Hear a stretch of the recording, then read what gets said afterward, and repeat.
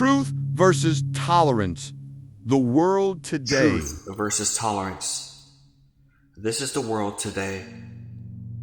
While most religions have some beliefs that are true, not all religions' beliefs can be true because they are mutually exclusive. They teach opposites. In other words, some religious beliefs must be wrong. But where to say that in America today, or in the world as a matter of fact? You're supposed to be tolerant of all religious beliefs. In our own culture today, tolerance no longer means to put up with something you believe to be false. After you don't tolerate things you agree with. Tolerance now means that you're supposed to accept every belief as true. In a religious context, this is known as religious pluralism, the belief that all religions are true. There are a number of problems with this new definition of tolerance. First, let us say that we have religious freedoms in the world in most countries, and we don't believe in imposing religious legislatives. We are all well aware of the dangers of religious intolerance and beliefs should accept and respect people who have different religious beliefs. But that doesn't mean that personally we ought to embrace the impossible notion that all religious beliefs are true.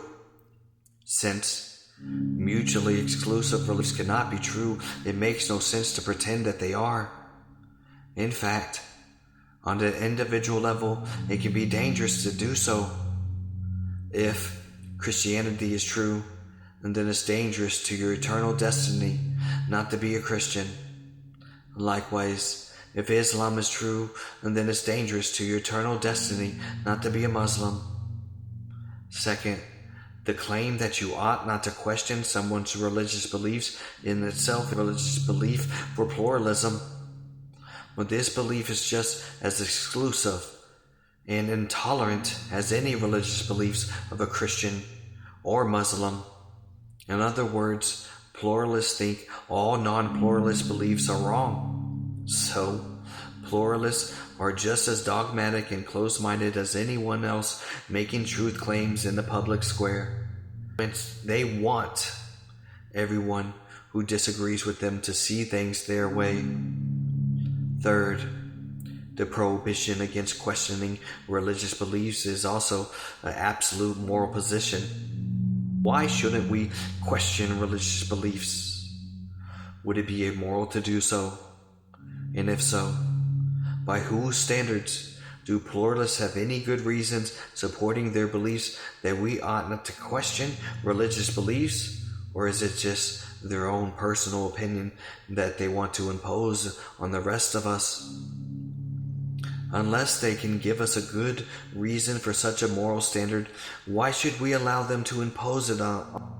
And why are pluralists trying to impose that moral position on us anyways? That's not very tolerant of them. Fourth, the Bible commands Christians to question religious beliefs. Scripture, Deuteronomy chapter 13 verse 1 through 5, 1 John chapter 4 verse 1, Galatians chapter 1 verse 8, 2 Corinthians chapter 11 verse 13. Since Christians have a religious beliefs that they ought to question religious beliefs, then pluralists, according to their own standards, should accept this Christian belief. But of course they do not. Ironically, pluralists advocate of a new tolerance are not really tolerant of at all of anything. They only tolerate those who already agree, which by anyone's definition is not tolerant. Fifth, the pluralists claim that we ought not to question religious beliefs that divert of a false culture prohibition against making judgment. The prohibition against judging is false because it fails to meet its own standards. You ought not to judge is itself a judgment. Pluralists misinterpret Jesus' comments on judging. Matthew chapter 7, verse 1 to 5. Jesus did not prohibit stop judging as such, only judging hypocritically.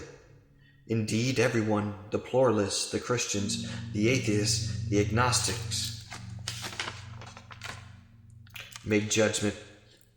So the issue isn't whether we make judgments, but whether or not we make the right judgment. Finally, are pluralists ready to accept the truth that the religious beliefs of a Muslim terrorist, especially when those beliefs say that all non-Muslims, including pluralists, should be killed? Are they ready to accept as a true the religious beliefs of those who believe in child sacrifice or other acts? We hope not. While we should respect the rights of others to believe what they want, we are foolish and maybe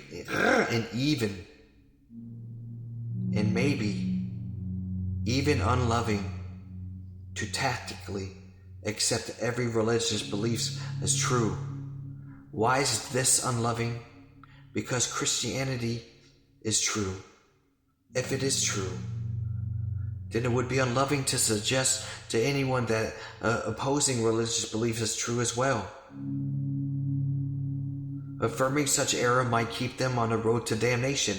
Instead, if Christianity is true, we ought to kindly tell them the truth, because only the truth can set them free.